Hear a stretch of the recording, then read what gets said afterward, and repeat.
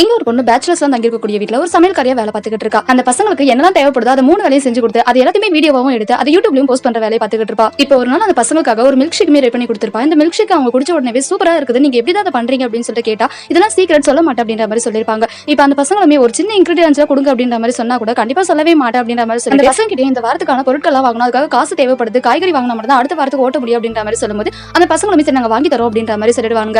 இப்போ அவங்களுமே அவங்க கூட கூடிய வேற ஒரு பையன்கிட்டயும் போயிட்டு இந்த வாரத்துக்கான காய்கறி வாங்கணும், அதுக்கு நீ தான் வாரம் ஸ்பெண்ட் பண்ணி ஆகணும் அப்படின்ற மாதிரி சொல்லும்போது எவ்வளவு சொல்லி கேட்டா 500 ரூபாய் சொல்லி சொல்றாங்க. இதை கேட்ட உடனே நீங்க வாரம் ரொம்ப அதிகமா எக்ஸ்பென்ஸ் பண்றீங்களோ தோணுது, 500 ரூபாய் ரொம்ப அதிகம் நம்ம 3 பேருக்கு அப்படின்னும் போது அவங்க எக்ஸ்ட்ராவா எடுத்துட்டு போக மாட்டாங்க, நம்ம அவங்களையும் குறை சொல்ல முடியாது, நம்ம தான் சாப்பிட்டு இருக்கோம் அப்படின்ற மாதிரி சொல்ல சரி ஓகே நான் அனுப்புறேன், ஆனாலும் கொஞ்சம் எக்ஸ்பென்ஸ் குறைச்சுக்கோங்க அப்படின்ற மாதிரி அந்த பையனுமே சொல்லிடுறான். நெக்ஸ்ட் இந்த 2 பசங்களுமே வெளியில போய்கிட்டு இருக்கும்போது நேத்து அவங்க கொடுத்த மில்க் ஷேக் பயங்கரமா இருந்துச்சு, அதுல என்னதான் இன்கிரீடியன்ட் போடுறாங்கன்னு தெரியல, கண்டிப்பா யூடியூப்ல பார்த்தா கிடைக்கும் இல்லையா அப்படின்னு சொல்லிட்டு 2 பேருமே யூடியூப்ல சர்ச் பண்றாங்க. அதுல பார்த்தா ஒரு பொண்ணோட வீடியோ இருக்கு. அந்த பொண்ணோட வீடியோ பார்த்த உடனே இது நம்ம வீடு கிச்சன் மாதிரி இருக்கே அப்படின்னா அவங்க வீடியோ மேக் பண்ணி போடுறாங்களா அப்படின்ற விஷயமே அவங்களுக்கு அப்பதான் தெரிய வருது. இந்த பொண்ணு யூடியூப் வச்சிருக்கா அப்படின்ற விஷயமும் இங்க இந்த பசங்க வெளியில போனதுனால அந்த ஒரு பையன் மட்டும் எனக்காக நீ எக் ரோல் தான் பண்ணி தரணும் அப்படின்னு சொல்லும்போது நேத்து தான் சார் அவங்களுக்காக அதை பண்ணி கொடுத்தேன்னு சொன்னா நீ இப்ப எனக்காக பண்ணிதா அப்படின்ற மாதிரி அந்த பையனும் சொல்லிட்டு போக சரின்னு சொல்லி இவங்களுமே செய்யறாங்க. அதையுமே அவனுக்கே தெரியாம வீடியோ எல்லாம் எடுத்து அதையுமே போஸ்ட் பண்றாங்க யூடியூப்ல. இப்ப மறுநாள் நைட்டு எல்லா வேலையுமே முடிச்சிட்டு வீடு கிளம்பலான்னு போகும்போது அந்த பையனுமே அவங்களை கூப்பிட்டு நிறுத்தி நீங்க இந்த வேலையை தான் பாத்துக்கிட்டு இருக்கீங்களா யூடியூப்ல அப்படின்னு சொல்லிட்டு அவங்களோட யூடியூப் சேனலையும் காமிச்சிக்கிறாங்க. இதை பார்த்தோன்னே அந்த பொண்ணு என்ன பேசுறது தெரியாம ரொம்ப சைலண்டா இருக்க, நீங்க எங்களுக்கு வேலை பார்க்க வந்துட்டு இருக்கீங்களா இல்ல யூடியூப்காக எங்களுக்கு சமைக்க வந்திருக்கீங்களா, அப்ப நீங்க எல்லா இன்கிரீடியன்ட்டும் அதிகமா போட்டு எங்க கிட்ட அதிகமா காசு வாங்கிட்டு இருக்கீங்கன்னு சொன்னா